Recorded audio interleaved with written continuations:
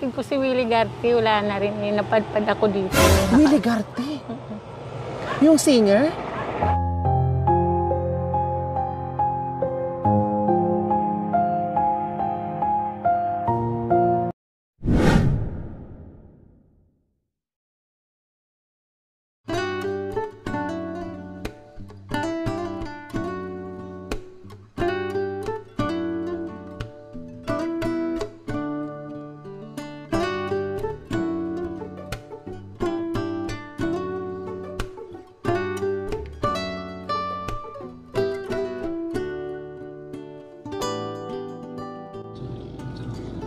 Magandang umaga po sa ating lahat mga kabayan. Meron tayong nakita, andyan po, nasa gitna ng tubig mga kabayan, no?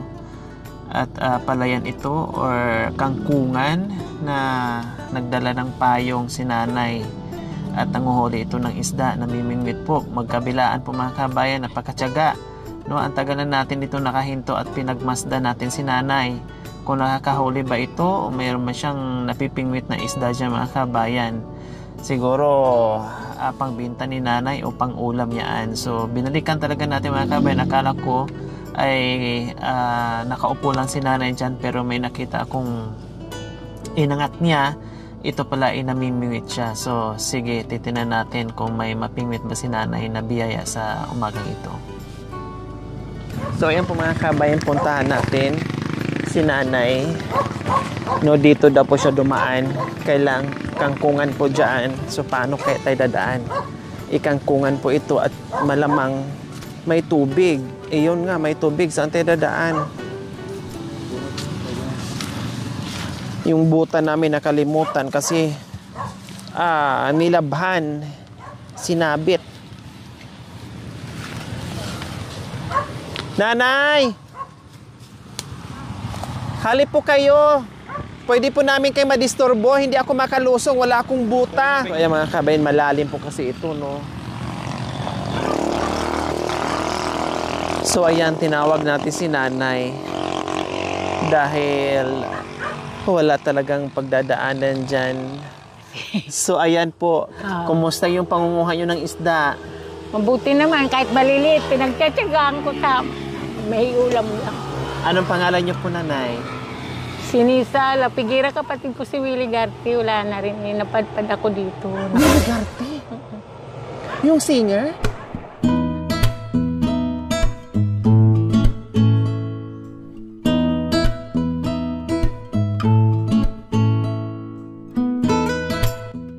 Asawa ko dito, kaya mula nung bata kung dumating dito, nagtiis ako sa Di ba hirap. si Willie Garte yung singer na magaling na bulag? Tama po ba ako? Namatay na po yun, tama? Nasagasaan ni Aywang, hindi ko ano, nasagasaan daw. Taga saan po kayo? Di ba si Samar. Willie Garte is Bisaya? Samar. Sa Samar.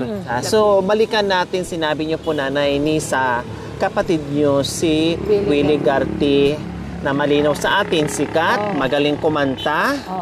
At namatay na dahil nasagasaan. Tama po nanay Nisa. So, paano napadpad kayo dito sa Pangasinan? Dito ako nakasawa. Dito po kayo nakapag-asawa. Ilan po ang anak nyo? Bali, 5. 5. 4 ang lalaki, 1 babae. Nasaan nakatira si Willie Garte noon, nanay Nisa? Manila, wala. Sa Manila. Sa Quezon City. Matagal na kayo hindi nagkikita? Matagal na kasi nung sumikat siya kasi nung mga bata pa kami kasi kapatid ko lang sa ama siya. Opo. Lagi ko siyang inaaway na anak sa buho, ganon, na nasa Samar pa kami. Oh, nung maliit pa kayo, parang ganon. Tapos nung sumikat siya dito sa nanawagan siya nung ate, patawarin mo ako. Nahiya naman ako dahil may kaya na siya nung bata pa. Lagi ko siyang inaaway na anak ka sa buho dahil kapitbahay namin sa Samar eh. Opo. Naging kabit siya ng tatay ko, yung nanay niya. Kaya, yun. Kaya nung sikat Sinasabihan niyo po siya na kayo po mismo nagsasabi kay Willie na anak sa buho. ako mismo. Kayo nung mismo. Bata pa kami. Mga ilang taon po kayo noon? Mga grade 2 ako noon. Parang asarang bata Oo, lang. tapos siya nasa bintana, yung ginaganyan niya yung mata niya. Sabi Opo. niya, kita ko yung langit, kita ko yung ganito. Pero Opo. yung mata niya, yung parang maputi na lumalabas. Ibig sabihin, bata pa lang siya, hindi na siya makakita. Hindi na. Kumusta naman po ang buhay niya Yun bago siya nga. sumikat? Umano nga siya, yung kumakanta siya sa simbahan, na-discover siya. Nung bata, Jane, siya, talagang magaling na siyang Oo, kumanta. kumakanta maganda siya na sa boses simbahan niya. para bigyan siya ng na-discover. Tulong. Na-discover sa sa GME, O tapos, Sherman Moreno. Ayun, sumikat siya, so kumanta, gano'n. nung sumikat siya, nung namayagpag siya, hindi na kayo nagkita. Hindi na, kasi nanawagan siya sa GME na punta daw ako. Opo. Dahil patawarin ko raw siya. Kung sa bagay, wala naman siyang kasalanan dahil ang mga magulang namin ng Opo. Ayun din, nagsisisi din ako. Patawarin niyo ako, Lord. Bakit hindi kayo pumunta, Nanay Nisa, na pinatawag pala kayo? Nahiya Kumbaga ako nagpakumbaba na siya sa inyo. Nahiya ako dahil alam nyo, sumikat na siya Kung kailan mayaman na, tsaka ako pupunta, nahiya ako Hindi ako pumunta. Kaya, Parang sa tingin niyo, parang nagigilty kayo. Oo, yun. Kasi kung kailan siya na meron ng pera, baka Oo. sabihin ng tao o sabihin niya, kung kailan ako nagkapira ate, saka ka lumapit sa akin. Samantalang dati, pinagsasabihan mo akong anak sa buho. Tapos ngayon, ito palang anak sa buho, nandito ka, hihingi ka ng tulong. Parang ganun po ang nangibabaw sa inyong hiya. Kaya nahiya ako. Grade 2 lang ako noon namatay ang tatay Pero ko. bata pa naman, mga bata pa kayo Bata noon. pa kami. Grade 2 lang ang tatay ko nung namatay ang tatay ko. Grade 2 lang ako nung namatay tatay ko. Kaya yun, gusto kong mag-aral. Yung nanay ko, hindi ako pinag-aral. Tumakas ako, pumunta ako Manila. Dito. Pero nung namatay po si Willie Garte, hindi po kayo pumunta? Hindi nyo nasilayan yung kanyang niyaya ako ng mga labi? pinsan ko, hindi ako pumunta. Bakit po? Ano ba nangibabaw sa puso Para ba nyo? akong nahihiya na naaawa sa kanya. Kaya hindi ako pumunta. Talagang guilty lang po kayo sa sarili Talagang nyo. nagsisi ako talaga kasi inisip ko wala naman talagang kasalanan siya Opo. Dahil sa magulang ko ang sa kanya ko. Anak lang naman po siya. Hindi naman niya kasalanan. Wala Oo. siyang alam doon sa nangyari. Yun na nga. Opo, tama, di ba? Wala siyang alam sa nangyari. Naging anak man siya sa kabit ng tatay niyo, pero hindi niya alam yung mga pangyayaring yun. Hindi naman din niya ginusto yung Nanay Nisa. Sa bagay, yung naisip So, ko talaga. ngayon po, Nanay Nisa, siyempre, nasa sumalangit na yung kanyang kaluluwa. Ano pong mensahe niyo po sa kanya sa lahat ng pinagsisihan niyo po, Kaya Nanay nga, Nisa? pag tuwing kakanta siya, sabi ko, patawarin mo ako, Ama, patawarin niyo ako sa ginawa ko sa kapatid ko. Nagigilty lang ako, nauubos ang bigas namin sa kabibigay ng tatay ko dun sa nanay niya, ganun. Parang Gusto ko mag-aral, hindi ako nakaaral, kaya yun ang galit ko doon. parang yung galit niyo po doon sa kabit ng tatay niyo, parang nabuntong doon kay Willie Garte na hindi niyo matanggap po yung ginawa ng tatay niyo. Kaya nung namatay ang tatay ko yun, tumakas ako, pumunta ko Manila. Hindi rin kayo nagpakita. Hindi, nanay ko sumunod dito. Pero kinuha ko pa rin ang nanay ko kahit makasalanan sa akin na pinasok niya akong katulong 5 piso isang buwan. Tapos kinukuha, hindi pa tapos yung buwan, magsasabong. Pero kinuha ko pa rin ang nanay ko dahil nanay ko siya. Opo, tama. So, Nanay Nisa, syempre, hindi namatay man si Willie Garte, pero yung kanyang mga magagandang tinig, mga ganyang naalala magagandang ko. boses, tuwing naririnig niyo po yun, anong mga reaction niyo, Yun Nanay? nga, Napakaganda ng kanyang yung boses. kanina nga ay kahapon pala, kumanta sa yung bakit ganito. Maliwarga yung kanta niya yung oo. Umiyak ako nang umiyak talaga. Sabi ko talaga naman ka kumulapat sa pool. Talaga pag dumudungaw siya sa bintana, gumaganyan dun. Inaaway ko, nandun ako sa baba. Anak ka sa buho kasi. Ganyan ako ng ganyan. Ginaganyan po. So ngayon, Nanay, kumusta naman po ang buhay niyo? Napadpad kayo dito sa Ayun. Pangasinan? Wala na rin kayo asawa? Nag-dose Kumusta po? Mula nung napunta ako dito, ang mister ko, nagtiis ako kasi iyon ang tinadhana sa akin ng Diyos. Opo. Kahit hindi ako tulungan ng asawa ko, ng bababae ka, alak, sugal, sige, bisyo, nagtiis ako. Lahat. Ang hindi ko kinakain, nakain ko dito. Yung bisukol, yung kangkong, tilapia, yun ngayon. Ang mga anak ko, hindi ko napatapos dahil sa nagbisyo Hirap ama ng nila, buhay, ganun. opo. Ngayon, ang mga anak ko naman, kanya-kanya, pero may pinapag-aral silang mga anak, kaya bigyan man ako sa hindi, wala sa akin. Opo, kumbaga naintindihan nyo po. Magbigay sila, salamat. Kung hindi, salamat. Kaya ang ginagawa ko, yun, nagbabanit ako araw, basta mayroon lang akong pang-ulam. Kasi yung anak ko, tanod yan. Ang sweldo niya sa isang buwan, 700. Pag nagsisweldo, binibili namin bigas. Bahala na ako sa ulam. Kaya, yun. Opo, kanina kasi nanay, nakita ko lang una yung payong, no? Tapos, ako lang. opo, may talahib po kasi yon. Sabi ko, may tao, may nagpapayong. Akala kung anong ginagawa nyo. Akala ko lang nagkakangkong, nangumakay ng kangkong. Pero, paglingon ko ulit, no, meron ako nakitang inangat nyo. Sabi ko, ay, namimingwit si nanay. So, ano po ba ang mga kinukuha nyo, nanay, Nisa? Yan lang. Yan. Wow! Ayan po, tumatalon pa. Buhay na buhay, fresh na fresh. Wala nang iba, Nanay Nes? Yan na po lahat? Ito lang. Ilang oras na po kayong namimingwit niyan? Kanina pa akong umaga. Oh, Nagtitiis ako hanggang sababaon lang ako ng saging. saging na Ito. nilagang Hindi. saging. Hilaw. Ay, Ibig sabihin, magtatagal pa po kayo dyan para nagbabaka sakaling mapuno nyo yung balde at maibenta nyo, Minsan, pag pangkain. pag marami na ibibinta ko, binibili kong gatas ko. Sino po ang kasama nyo ngayon sa bahay nyo, Nanay Nes? Ako lang mag-isa. Yung anak ko, doon may bahay din siya, yung tanod. Pero mga kwarto lang, papag lang. Sa akin naman yung yan. Kahit makita niyo yung bahay ko, natutumba na nga, tabing na nga. Nagtitiis ako. Basta yung mga anak ko, makikita ko na maganda lang ang ano nila. Ganon. So, ayan po mga kabayan, hindi na rin ako lumusong kasi nakabinda yung pako. Ayan. At saka hindi ko dala yung aking buta kasi nilabhan ni Chuck Marami kanina. silang- Plus, malalim pa po, nanay, tama? Hindi na rin po kinakawin ng summer, Nanay Nes? Hindi na. Hindi na Buhat ako- nung lumisan po kayo doon, hanggang ngayon, hindi na rin Hindi kayo na, nakabalik hindi doon. na. Dito, nagtitiis lahat nga. Kaya nga sabi ko nga kinuha ko sa Iglesia ni Cristo, pero hindi, umalis na rin ako. Ako tiis, puro tiis mulang pagkabata ko, nanganak ako sa karsada, tinitiis ko. Sabi nila Bisaya, ganun, pero ako iba. Sa lahat, tiniis ko lahat, hirap. Pag yung mga anak ko, bigyan ako sa hindi, wala sa akin. Basta ako pag mayroon, binibigyan ko sila. Tinutulungan niyo po Yung sila. binibigyan ko sila. Kaya wala silang masasabi sa akin, sabi kong ganun. Para wala ba silang maisumbat na ganun, nanay. Kasi hindi ko sila napag-aral dahil sa ama nila nga may bisyo. Kaya, Kumbaga, nagbisyo yung tatay nyo, tapos ang napangasawa nyo nagbisyo din, parang ganun. Parang ganun po ang Ganun nangyari. nangyari sa Parang akin. sabi nyo, parang ito na atang tinadhana sa buhay ko. tinatanggap ko dahil ito yata ang pagsubok sa akin. Basta ang hinihiling ko lang sa Diyos, malakas ang katawan ko. Kakain ako sa 3 beses sa isang araw. Makaraos lang po, Nanay Nes. Pino sa akin.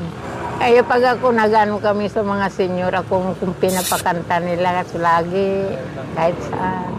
Ayan po, Nanay Nes, ay para sa inyo po yan. Salamat po. Ayan, Nanay Nes, meron ka ng isang tray na itlog, assorted groceries, at bigas. Salamat. Tamang-tama, namingwit kayo, hindi lang ulam ang napingwit nyo, pati biyaya, bigas, kompleto ricados. Salamat po, salamat. At hindi lang yan, meron ka pang 1,000. Nanay. Marami pong salamat.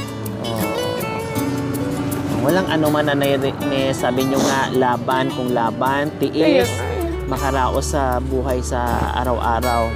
Dahil Basta yan ang magpalakas sabi. lang kayo, Nanay Nes, araw-araw na hindi kayo magkasakit para... Dalawa na lang kami kapatid na bubuhay. Opo, so alam kong itong biyaya na pinagkalob sa atin ng Panginoong Diyos ay makakatulong ito sa pang-araw-araw nyo, Nanay. Salamat.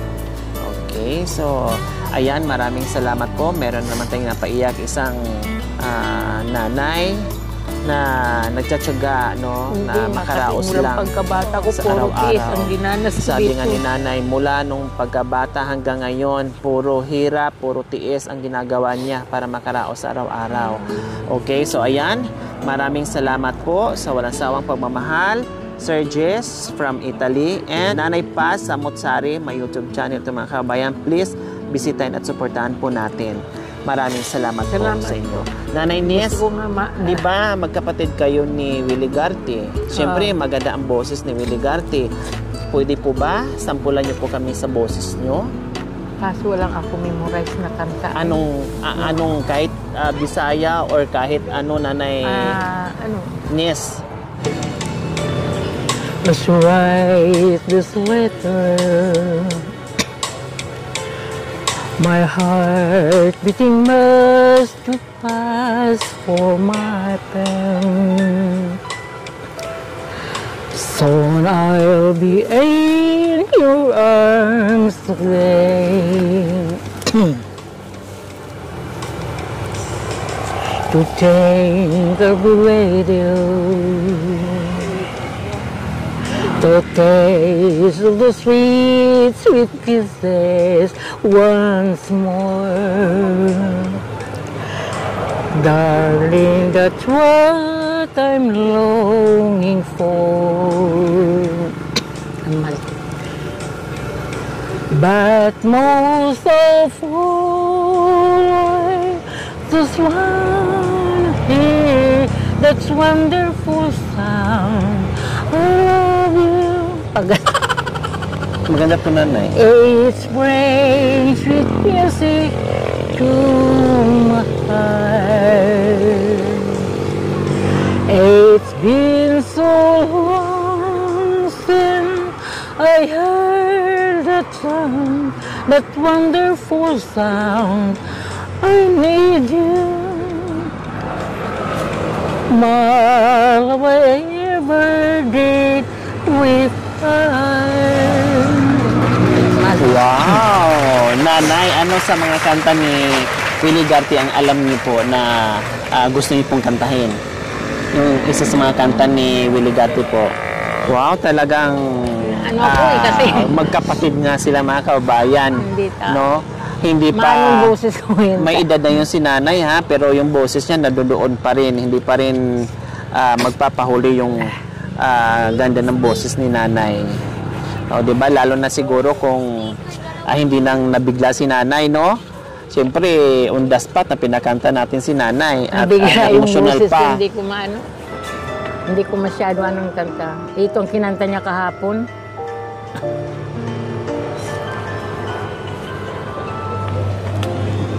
Bawat sanggol ng silang may sariling kapalaran.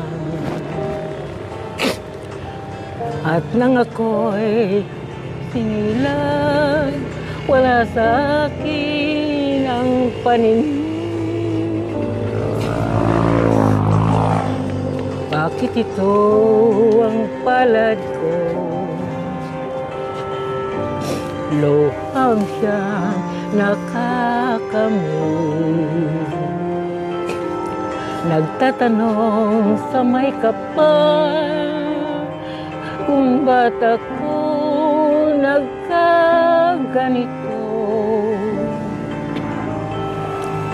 Nasaan ang liwanag